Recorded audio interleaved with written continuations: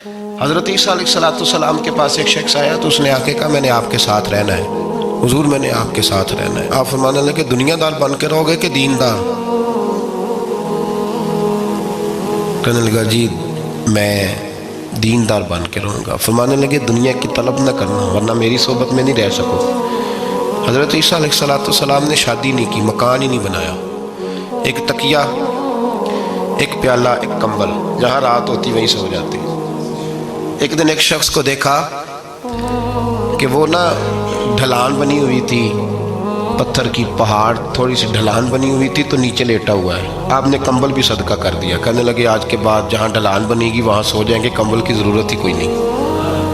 کچھ دنوں کے بعد ایک شخص کو دیکھا کہ وہ اپنے ہاتھ کا تکیہ بنا کے سویا ہوا ہے، تکیہ بھی خیرات کر دیا، کہنے لگے اس کے بغیر بھی گزارا ہو سکتا ہے۔ کچھ دنوں کے بعد دیکھا کہ ایک آدمی چلو میں پانی پی رہا ہے، پیالہ بھی اللہ کے راستے میں دے دیا، کہنے لگے چل جائے گا کام اس کے بغیر۔ پر میں دنیا دار بن کے نہ آنا، کہنے لگا نہیں صاحب میں دیندار بن کے آؤں گا۔ جناب عیسیٰ علیہ السلام نے رکھ لیا۔ آپ پہلے دن ہی کہنے لگے چل آجا روٹی کھا لیں۔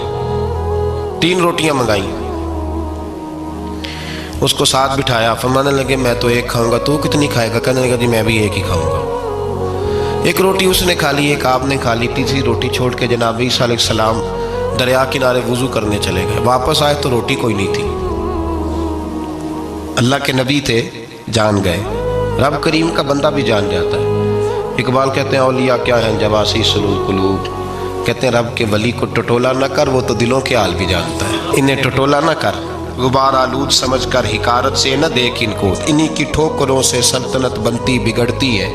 اور اقبال کہتے ہیں نہ تیغ و تیر میں نہ لشکر و سپاہ میں، نہ تیغ و تیر میں نہ لشکر و سپاہ میں، کہتے ہیں نہ تلوار میں نہ تیر میں نہ لشکر میں نہ فوجوں میں، نہ تیغ و تیر میں نہ لشکر و سپاہ میں ہے، جو بات مرد قلندر کی بارگاہ میں ہے، جو بات مرد قلندر کی بارگاہ میں۔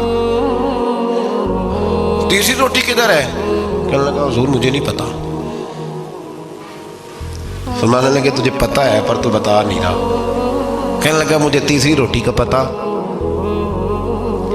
حضرت عیسیٰ علیہ السلام ایک ہرنی جا رہی تھی، اس کے ساتھ 2 بچے تھے، آپ نے ایک بچہ پکڑا، اس کو ذبح کیا، لکڑی جلائی، اس کو بھونا، اس کو بھی کھلایا، خود بھی کھایا، ہڈیاں جمع کر دی۔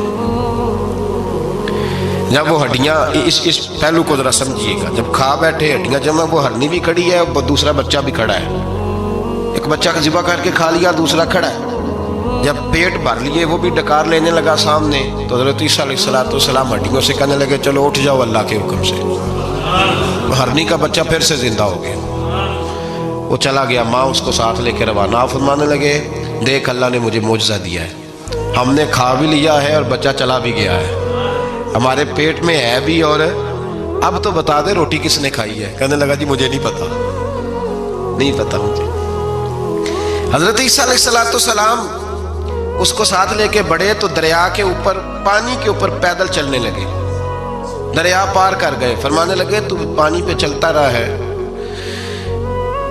سارا پانی کراس کر گیا ہے تو ڈوبا نہیں، اب بتا دے روٹی کس کے پاس ہے؟ کہنے لگا نہیں پتا مجھے پتا۔ اللہ اکبر، کیا خوب لفظ کہہ گئے،